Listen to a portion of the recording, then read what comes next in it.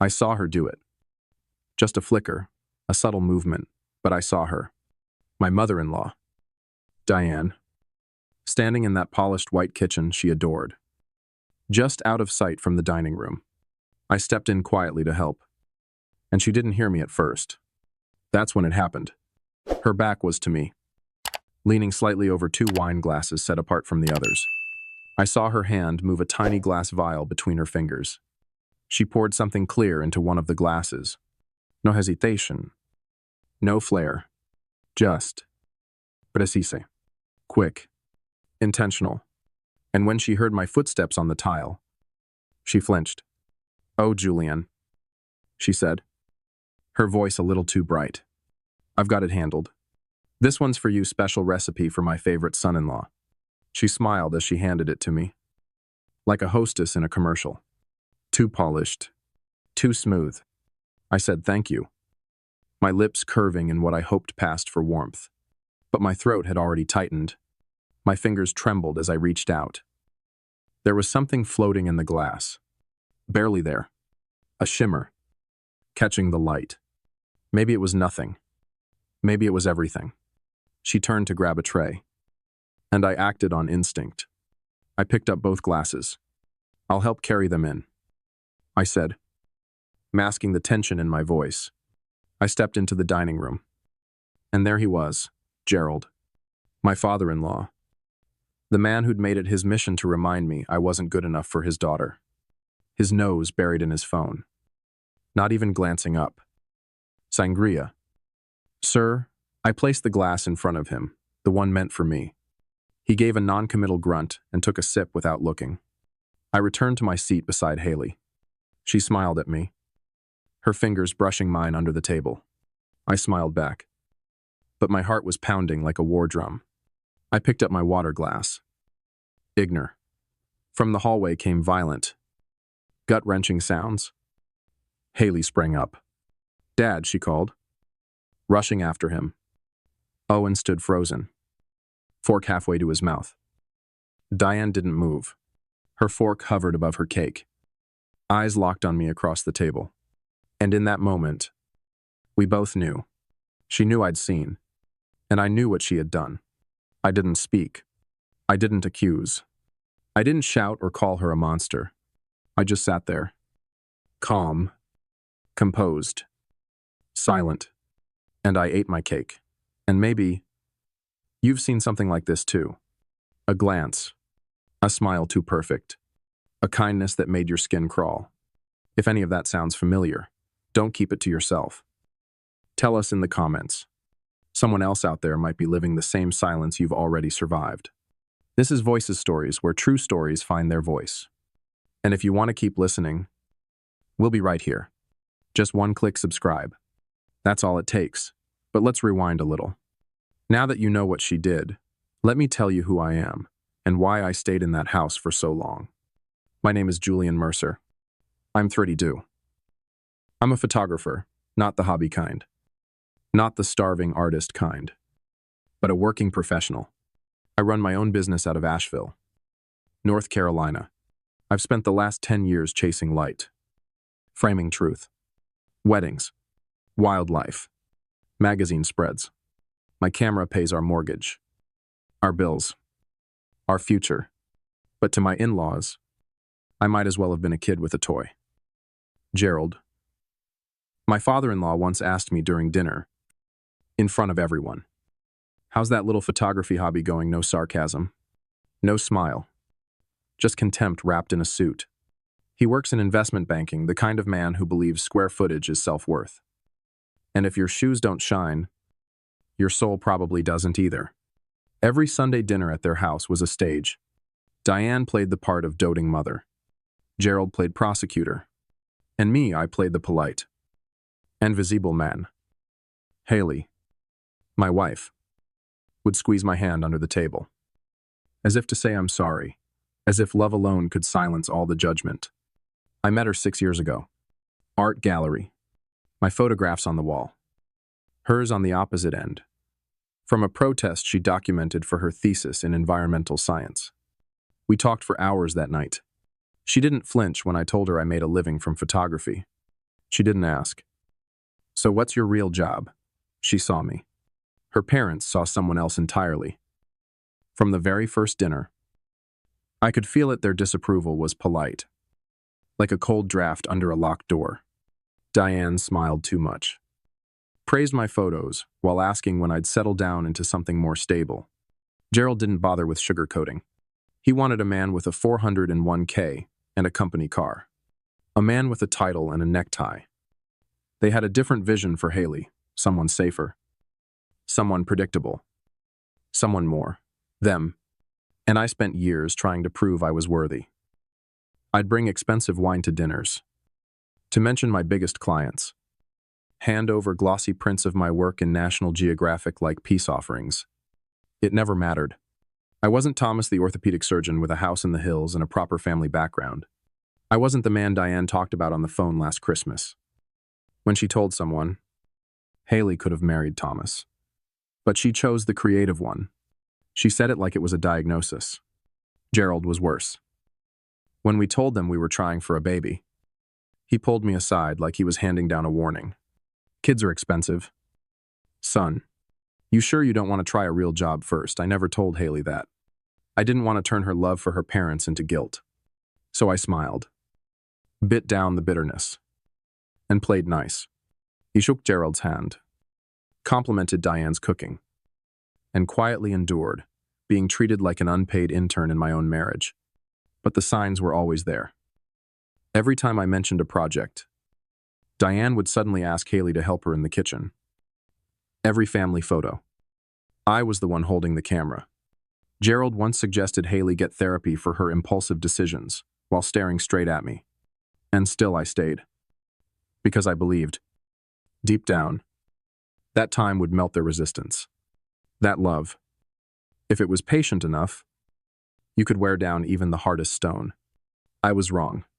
There's a kind of disrespect that doesn't raise its voice. It doesn't slam doors. It just wears you down. Diane never yelled at me. Gerald never cursed. But every interaction, every family dinner, every offhand comment felt like 1,000 paper cuts too small to scream over, too frequent to ignore. It was in the way Diane would smile sweetly, then accidentally forget to include me in group photos, in how she praised my work while asking Haley, do you ever worry he won't want something more stable later on? And Gerald never wasted a second opportunity to remind me what I wasn't. At Christmas last year, I walked in with a framed photo of a bison I'd shot in Wyoming. It had just made the cover of a nature magazine.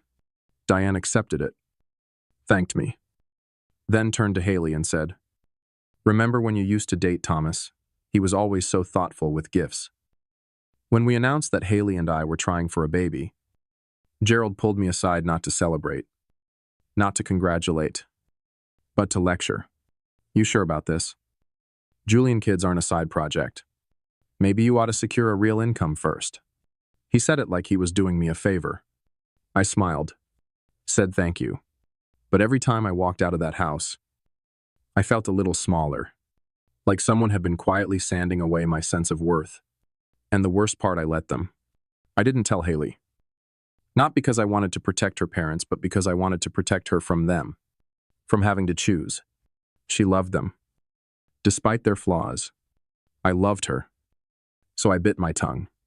Every time Diane made a passive jab, I swallowed it. Every time Gerald questioned my manhood, I gritted my teeth and let it go.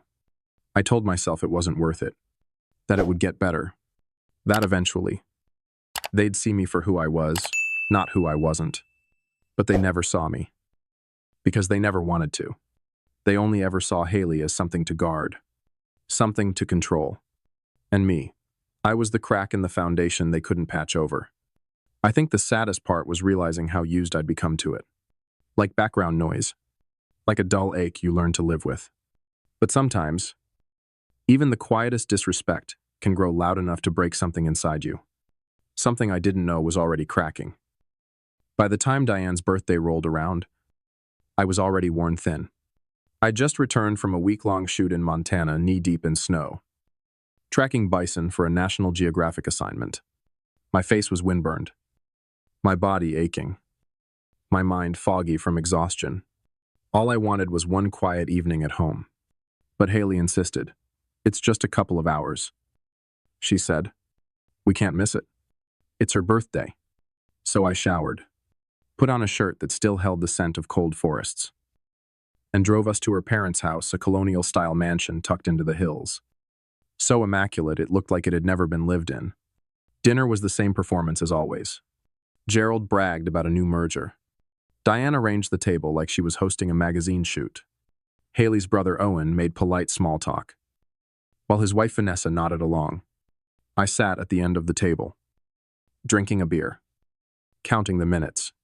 Then, as the plates were cleared, Diane clapped her hands. "I made sangria," she beamed. "Famous recipe, perfect for dessert." She vanished into the kitchen. Something twisted in my stomach. I couldn't name it, but it didn't feel right. "I'll help bring them out," I offered. And that was the moment everything changed. I stepped into the kitchen, and there she was, standing with her back to me, 2 wine glasses on the counter, separate from the others. She didn't hear me come in. I watched her reach into her pocket and take out a small vial glass, delicate, and pour something into one of the glasses. Clear, odorless, not fruit, not flavoring. It disappeared into the red of the sangria, like a secret slipping under the surface. When she heard me behind her, she jumped. "Oh, Julian, I've got it," she said, quickly capping the vial and tucking it into her apron. "This one's for you. Special recipe for my favorite son-in-law." Her voice was too light, her hands too careful, her smile too wide. There was something floating in the glass, barely there, but enough to catch the light. My breath caught. "Let me help," I said, and took both glasses before she could object. In the dining room, I walked straight to Gerald. He was scrolling through his phone, barely paying attention. "Sangria, sir." I placed the glass down, smiled, walked back to my seat. I didn't drink mine, just picked at the chocolate cake and sipped water. Then 45 minutes later it began. Gerald paled. Sweat dotted his forehead. He stood suddenly, knocked over his chair. A sound deep, choking, guttural escaped him as he rushed down the hall toward the bathroom. The silence he left behind was louder than anything he'd ever said to me. Haley stood. "Dad," she called, already following him. Owen froze. Vanessa covered her mouth. And Diane? Diane stared straight at me. Her fork hovered above her plate. Her face drained of color. And in that one long second, I knew. She hadn't just made a special cocktail. She had tried to drug me. And now, she knew I knew. I didn't say a word. I didn't raise my voice. I just sat there, in the eye of the storm, and watched her realize what she had done. Then I reached for my cake, and took another bite. That night, I didn't sleep. I lay next to Haley, staring at the ceiling, her breathing soft and steady beside me, untouched by the storm that had already begun in my mind. I kept seeing the shimmer in the glass, the vial, Diane's startled eyes, and I knew I needed proof. Real proof. Not gut instinct. Not memory. So the next morning, before anyone else woke, I slipped the untouched sangria, the one meant for me, into an airtight container. I wrapped it in cloth, packed it in my camera case like it was another fragile lens. On Monday, I called Jason, a former client who now ran a toxicology lab for criminal cases.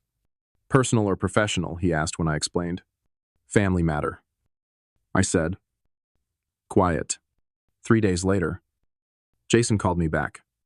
"Julian," he said, "there were benzodiazepines in that drink. Not lethal, but definitely enough to sedate someone. Make them groggy, confused, sleep for hours, possibly forget the whole evening." I felt nothing at first, just stillness. Then came a cold, slow anger. Not the kind that screams, but the kind that sharpens. That waits. "Can I get a written report?" I asked. "Sure." "You." "Okay. Not yet." I said, and hung up. That night, I told Haley I wanted to skip the next few family dinners. Told her I needed to focus on prepping for an upcoming exhibition. She looked disappointed but didn't push. She thought it was just fatigue. And I let her think that, for now, because I needed more. More than a tainted drink. More than a suspicion. I needed the why. So I started digging. I began with Diane. Medical records. Public databases. Court records. Local gossip. What I found wasn't loud, but it was enough. Diane had 3 separate Xanax prescriptions. From 3 different doctors. Dosages that didn't align. Dates that overlapped. And then came the whispers. Stories around town. Neighbors at parties where she'd acted erratic. Rumors of missing jewelry from her country club locker. Strange mood swings. Outbursts. None of it made headlines. But all of it lined up. It painted a picture. One that had been carefully hidden beneath pearls and casserole dishes and polite Sunday smiles. I saved everything. Compiled it into a folder. Every document. Every receipt. Every note. And I waited. Because this time, I wouldn't react. I wouldn't explode. I wouldn't stoop to their level. This time, I'd make them look in the mirror and see what they were so desperate to hide. Sometimes silence isn't peace, it's planning. And when the quiet ones move, they move with purpose. If you've ever been underestimated, if you've ever smiled through disrespect just to protect someone you love, leave a comment. Your story matters more than you think. This is Voices Stories. Not just a channel, a place where silence turns into strength. If you feel that, subscribe. Let's keep going. The message came through Haley. Of course. My mom wants new photos. She said. For her social media. She asked for you. I raised an eyebrow. She asked for me. Haley nodded. Confused. She even said it had to be you. Said you're the only one who understands lighting. I almost laughed. That was her angle now, lighting. But I said yes. Because I knew this was the moment I'd been waiting for. Saturday morning. I drove alone to their house. My camera bag slung over my shoulder. A sealed envelope tucked inside. A clear blue sky stretched overhead crisp. Honest.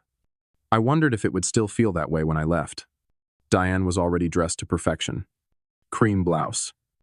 Pearl earrings. Soft makeup. Practiced warmth. Gerald's at the office. She explained. I thought we'd shoot out back. Garden light is beautiful this time of day. Before we start, I said, my voice low. There's something I need to give you. I handed her the envelope. She took it, fingers suddenly stiff. She opened it slowly. Inside the toxicology report, the overlapping prescriptions, a printout from the lab. She scanned the first page. Stopped. This is absurd. She whispered. I would never. We both know what happened. I interrupted. Calm. Cold. What I don't know, I added, is why. Her face changed, then the performance slipped. Her eyes narrowed. Her jaw set. You're not good enough for Haley, she said flatly. You never were. A man should provide stability. Not photographs. And drugging your daughter's husband, I asked. That's stability. It wasn't going to hurt you. She snapped. Just make you sick. You'd miss your little gallery opening. Haley would see how unreliable you are. I stood there, letting the silence stretch. She couldn't even look ashamed. Here she was exposed, and still, she was convinced she was right. Here's what happens next. I said finally. You tell Gerald what you did. You both start treating me with respect. Not because you believe I deserve it, but because the alternative is Haley learning exactly who you really are. She laughed. But it was hollow. She'd never believe you over us. I picked up my bag. Maybe not, I said. But she'll believe the lab report. She'll believe the doctors. The neighbors. The stories you've buried for years. I turned to leave. Are you really willing to bet your relationship with your daughter on this? I didn't wait for an answer. Because deep down I already knew it. She'd rather lose Haley. then lose control. I knew she wouldn't go down quietly, but I wasn't expecting how quickly she'd strike back. That night, Haley came into my studio, phone in hand, her face pale. She said, "You were aggressive," she whispered. Who, I asked, even though I already knew. "My mom," she said. She called in tears. "Said you threatened her. That you were scary. That you made her feel unsafe." I closed my eyes. Of course, Diane didn't come at me directly. She went through Haley the way she always had. I sat down. "And what do you think?" Haley looked at me for a long time. "I don't know," she said. "This isn't like you." But she was really shaken. That word shaken sat between us like a third person. I wanted to scream, to drag Diane into the room and rip off the mask she wore so well. But instead, I opened the drawer, took out the lab report, the prescriptions, and the texts, months of messages from Diane that had slowly grown colder, more possessive, more controlling. I placed them all in front of Haley. She tried to drug me. I said, "Finally." That night, I saw her do it. "I switched the glass with your dad. That's why he got sick." Haley blinked. What I said, nothing more. "Just let her read." She looked at the report, the timelines, the screenshots, and still, she said the words I feared the most. My mother wouldn't do this. But she said it quietly, and without conviction. The next morning, she went to see her parents. Alone. I didn't ask what they said. I didn't need to. When she came home, her eyes were red. Her shoulders slumped. "They say it was a misunderstanding," she said softly. "That you misinterpreted. That maybe you've been under too much stress lately." She didn't look at me when she said it. I just nodded. What else could I do? The trap had been reset, this time with me in it. For 2 weeks, Haley barely spoke to me. She went to her parents' house alone. Came back quiet, withdrawn. Each visit seemed to pull her further from me. I tried to focus on work, on edits, on photos that wouldn't lie to me. But at night, I lay beside her in silence, feeling like a stranger in my own marriage. And I kept wondering, had I done the right thing? Had I waited too long? Had I already lost her? It arrived 3 weeks after the dinner. No return address. No sender name. Just a small, padded envelope with my name written across it in unfamiliar handwriting. Inside, a USB drive, and a note. One line. "You should see this. Vanessa." My hands froze. Vanessa Owen's wife. Quiet. Observant. The kind of person who never spoke unless it mattered. I plugged the drive into my laptop. What loaded made my breath catch. Security footage. From inside Diane and Gerald's house. Multiple angles. Kitchen. Dining room. Hallway. I fast-forwarded to the night of the birthday dinner. There was Diane. In the kitchen alone. There was the vial. The pour. The rush to hide it. There was me. Walking in. Taking the glasses. There was Gerald. Sipping from the tampered one. My stomach turned. I thought I'd be sick. But then more. Another clip. From later that night. Diane screaming at Gerald. "You drank the wrong one," Gerald shouting back. "This isn't the first time you've done something like this." I paused the video. Tried to breathe. There it was. Not just confirmation. Pattern. History. Awareness. They weren't just manipulative. They were complicit. I clicked the next file. 2 days after the dinner. Diane and Gerald arguing again. "He knows," Gerald said. So what? Diane snapped. "It's his word against ours. Haley won't choose him over her family." And then, with a voice so cold it made my skin crawl. "I've already started talking to her about their marriage problems. Planting seeds. By the time I'm done, she'll file for divorce and think it was her idea." I shut the laptop. My hands were shaking. This wasn't just about me anymore. This was a system, a strategy, a war waged quietly. For years. And Haley. She'd been in their crosshairs all her life. I picked up my phone, called Vanessa. "Why did you send this to me?" I asked, my voice barely steady. She was quiet for a long time. Then she said, "Because they did the same thing to me. They did it to me, too." That's what Vanessa said. And that's when it all started clicking into place. They tried to split Owen and me up for 2 years. She whispered over the phone. Said I wasn't polished enough. Not from the right family. Said I was trying to trap him. My grip on the phone tightened. "Why didn't you say anything before?" "Because Owen never believed me," she replied, her voice breaking. "He worships his father. Thinks his mother is just intense. Not dangerous." I exhaled slowly. Then I made another call. To Bethany Haley's college roommate. "Do you remember a guy named Thomas?" I asked. There was a pause. Then a sharp intake of breath. "Oh God," she said. "Yes. That was awful." "What happened?" "They were perfect together," she said. "Happy. Solid. He was good for her, calm. Supportive. But her parents didn't like him. Especially Diane. And they made her believe he was cheating. Fake screenshots. Hinted about rumors. Even sent her fake messages from other women. By the time Thomas tried to explain, Haley didn't believe a word. I felt sick. Same pattern. Same playbook. Destroy the person. Make Haley think it was her decision. Keep her close by making everyone else seem unworthy. I reached out to Thomas. At first, he didn't want to talk.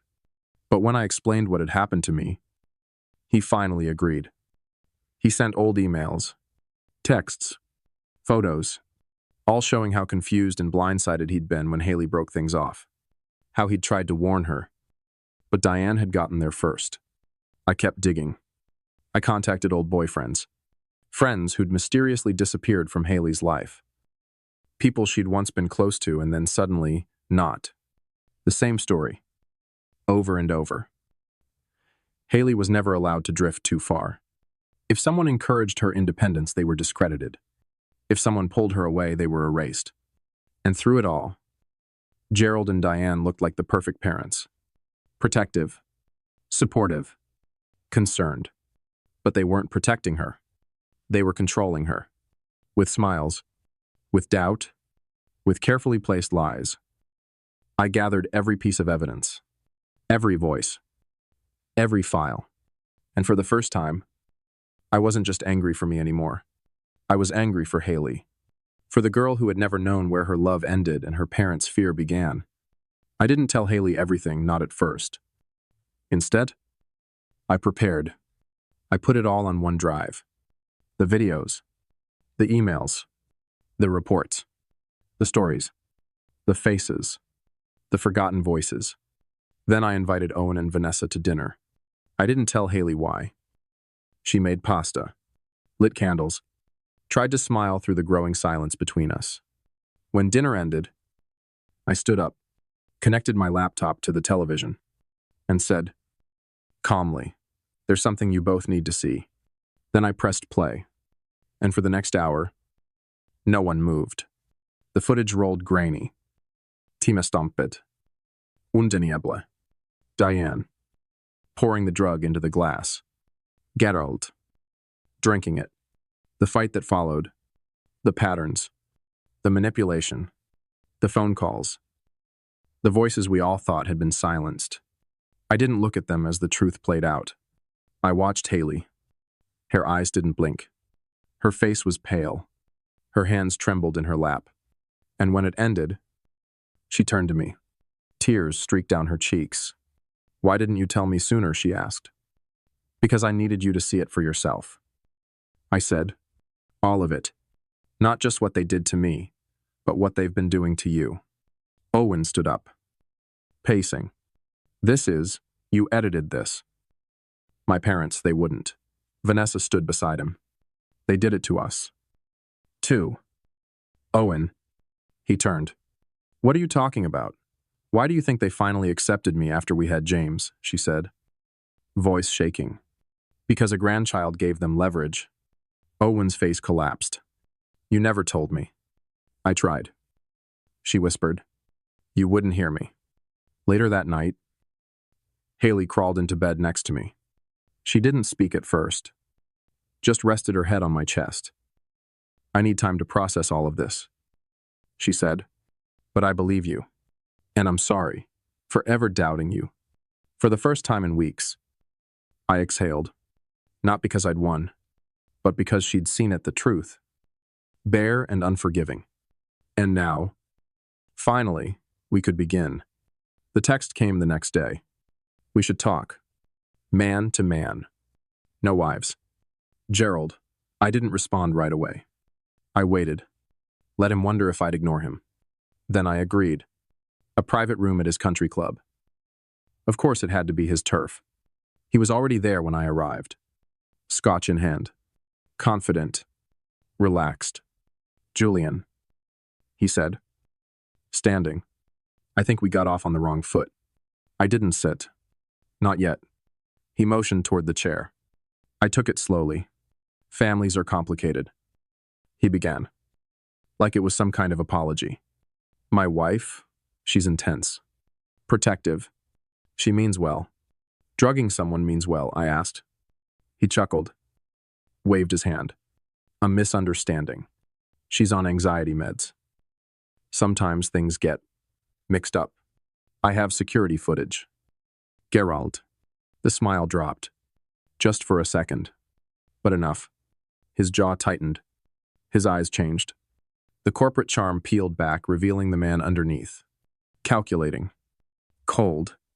What do you want? He asked. Money, reputation. I always knew you married into this family for the benefits. I leaned forward. I want you to leave us alone. His expression flickered. That's it. That's everything.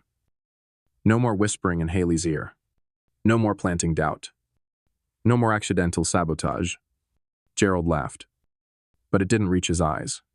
You think you're the first man who's tried to take our daughter away from us. He leaned back. Ask her about Thomas. Or the one before him. We always bring them back home. Sooner or later. A chill ran down my spine. What did you do to them? He smiled. We helped Haley see clearly. That's when I knew he didn't feel guilt. Have felt entitlement. And I knew exactly where to hit. I spoke to Thomas. I said. Gerald's face didn't change, but his drink paused halfway to his mouth. I have his emails. His messages with Haley. The timeline. The fake screenshots you sent.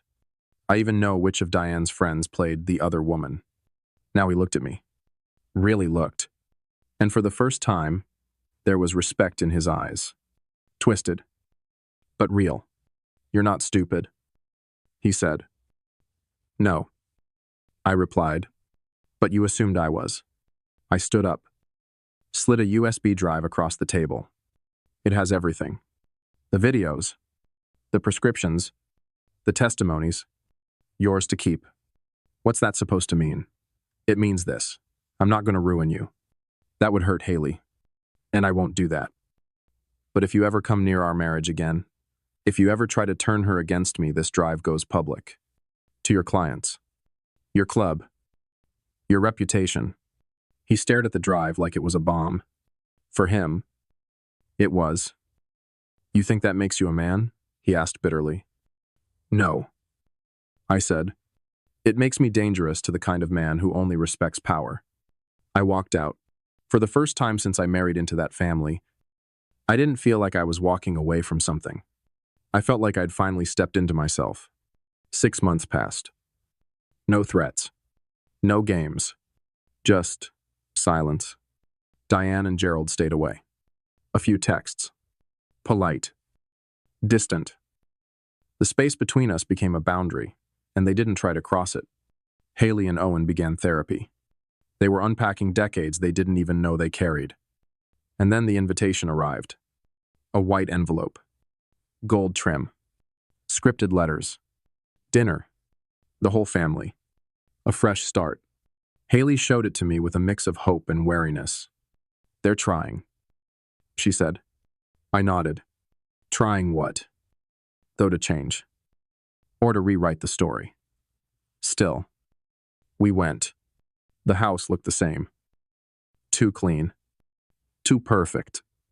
Diane met us at the door with a carefully warm smile. Gerald followed with a handshake and a Julian. Good to see you. Dinner was fine. No jabs. No tension. Vanessa chatted. Owen was quiet. But I watched them, Diane's eyes flicking toward Haley every time she laughed with me. Gerald's fingers tapping on his glass. Calculating. After dinner, Gerald asked to speak with me alone. He led me to his study. Closed the door. I've been thinking about your career, he said. You've done well with photography. But have you considered diversifying? I could bring you in. Junior partner at my firm. Real money. Security. I accepted the glass of scotch he offered, but I didn't drink it. Why would you offer that? Because you're family, he said. And because I respect how you handled the unpleasantness. I set the glass down. Let me be clear, I said. This isn't a peace offering. It's another leash. Gerald's smile faded. Julian, don't be foolish. Everyone has a price. Not me, I said quietly. And certainly not Haley. He stared at me, and I realized he still didn't understand. He thought love was leverage. That respect could be bought. But the truth, he was offering a golden cage, thinking I'd mistake it for freedom. Back in the dining room, Diane was flipping through old photo albums with Haley. Look at you, she said, pointing at a picture. You were so happy when you lived at home. Haley caught my eye. I gave her a nod.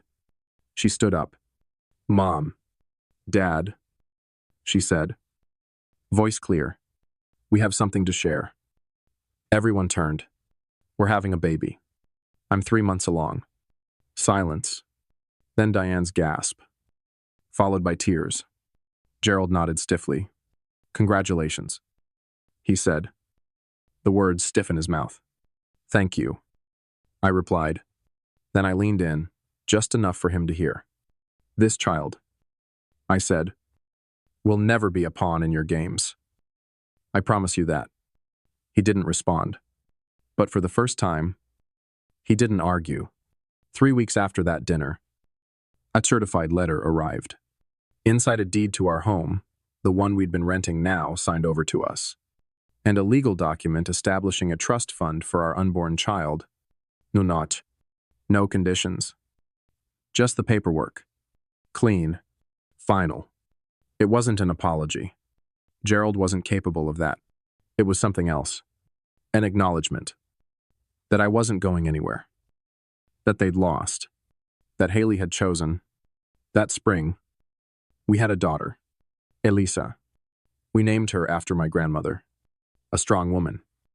Kind, but unshakable. When Diane and Gerald came to the hospital, they brought gifts. They held her gently. They stayed 10 minutes. Then left without advice. Without expectations. Without demands. And that was enough. In the months that followed, our relationship settled into something that resembled normal. Not trust. Not love. But boundaries. They never apologized. But they never interfered again. I opened a gallery that summer, a small space downtown, built with my own hands and camera. At the opening, Haley stood beside me, Eliza on her hip. My parents flew in from Oregon. Friends filled the walls with laughter and stories. And then Gerald and Diane arrived. They walked through quietly. Diane held Eliza for a moment. Under Haley's watchful gaze, Gerald shook my hand, looked at the photographs, and without a single suggestion said impressive work. Then he left. Later that night, Haley and I sat on our porch. Stars blooming overhead. Do you think they've changed? She asked. I thought for a long time. No, I said, but they've accepted that we have. She nodded, holding my hand. And in that moment, I realized something I'd never said out loud, not even to myself. I hadn't won by playing their game. I'd won by refusing to play it. By living well. By protecting what mattered.